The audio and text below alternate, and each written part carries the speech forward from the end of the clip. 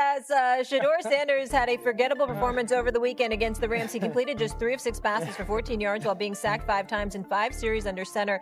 The rookie quarterback converted just 1 first down, and while he struggled, head coach Kevin Stefanski denied the idea that he's sabotaging the young quarterback. Take a listen.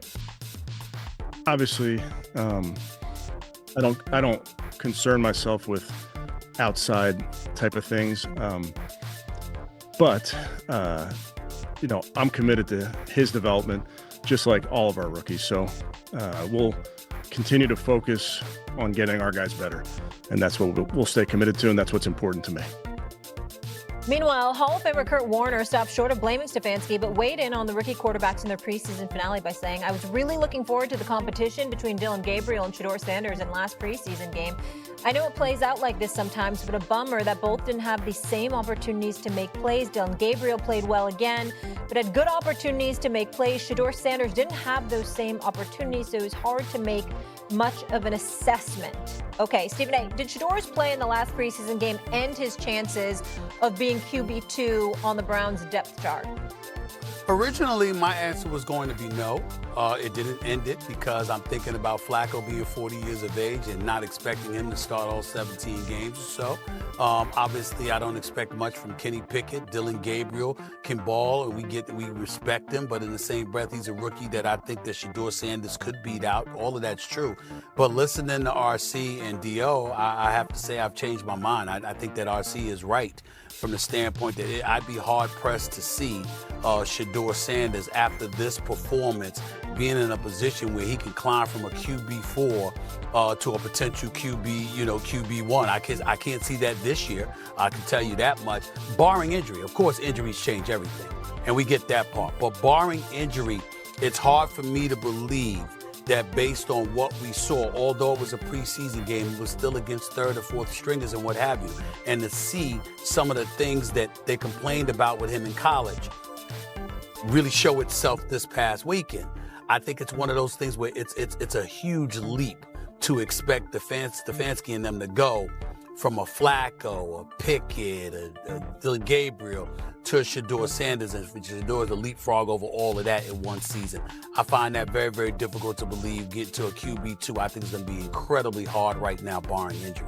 That's why I've changed my mind. Dan, before you jump in, if you could just repeat what you said in the first hour, if we have a new audience joining us, because I thought it was really strong. Yeah, I don't think Shedeur Sanders ever starts a game for the Cleveland Browns. I don't believe he starts a game this year, obviously barring injury, which is the conversation you and I had. And if he doesn't get an opportunity to start a game this year because of injury and show something different than he was able to show this preseason, I don't believe they view him as a franchise builder, a franchise starter. And I'm gonna admit something on TV that you probably shouldn't.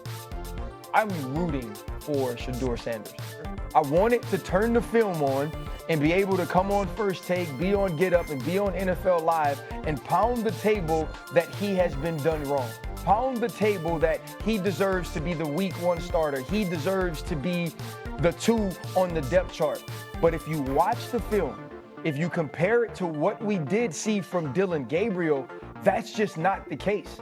And I'm with everyone. I'm with Kurt Warner. I do wish I would have gotten to see Shedeur Sanders in the 2-minute drill, not because I needed to see him execute so he could play well, but I wanted to see him rebound from an outing that didn't go the way that he would have liked it to go. I know that he's ultimately confident. I know that he has a high level of talent. I believe he should have been drafted earlier, but the reality is he's a 5th-round pick that was treated like a 5th-round pick.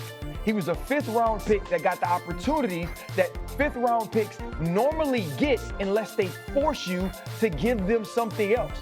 And so when you look at the peers in his room, when you look at the position that the Cleveland Browns drafted him in and the reps that they allowed him to get, Shedeur Sanders is going to be exactly where he should be, which is behind Joe Flacco, behind Dillon Gabriel, in on the depth chart. And being that as it is, I don't believe he gets an opportunity to play this year. Yeah, after watching the Rams game, the best thing for Shedeur is to not play.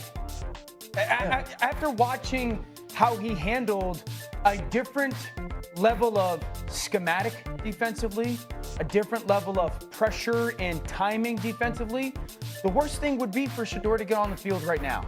So it's not that this weekend was this end-all be-all to the QB2 or wherever he was in the competition. This team's had 30 practices.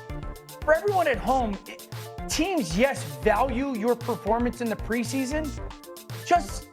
They value the practices just as much. The body of work is significantly greater. They get to control the environment that you're in. And so it's not like the Browns have watched Shedeur, when he's been healthy, light practice on fire against highly competitive situations, and then the game happens and he struggles and go like, well, the game's more important. You know that. Yeah. What you do in practice every day is an interview. Sets you every single day. And so while Shedeur struggled this past weekend, and I say this with the same hope, I hope the young man has a great NFL career. The tape's not close to Dillon Gabriel's. So it's not just Shedeur's performance. Dillon Gabriel's tape was significantly cleaner and better in those two games. I think cleaner is such an important word, because when you're looking at the operation, I agree with Kurt Warner. The opportunities for success were higher for Dillon Gabriel, but it's the clean that you're looking for Shedeur, that if it's not there, I throw it away. If it is the check down, even if I can't throw it beyond the sticks, I take that. It did feel like he saw what Dillon Gabriel had done. He really felt good about what he did against Carolina, and he said, I'm going to force them to give me this opportunity, and in that sense, it didn't work out. Hey guys, here's the painful reality. After the draft, we were really, really disgusted that he dropped to the 5th round. We felt that it was, I'm not going to go as far as to say anything like collusion, because it didn't have to be that, but there were clearly people that weren't interested in dealing with Deion Sanders, and we brought some other elements into the equation to point out why Shedeur Sanders had dropped to the 5th round. We have gone from that to today, where we're looking at him and we understand why he was drafted 144th overall. I'm talking strictly of his play on the field. Based on how he looked, that's the message that was sent right now. And now he's got an uphill climb in that regard. He's got an uphill climb, and that hurts to say, because I'm rooting for him and I ain't apologizing for it to anybody. And I still don't believe he deserved to be a 5th round pick. I think that one game does not define who he is and whatever, but I'm just saying, because these opportunities are so few and far between, and you don't get them every day, and they got a season to prepare for and what have you, the die has been cast on this season, which is where I side with both of y'all.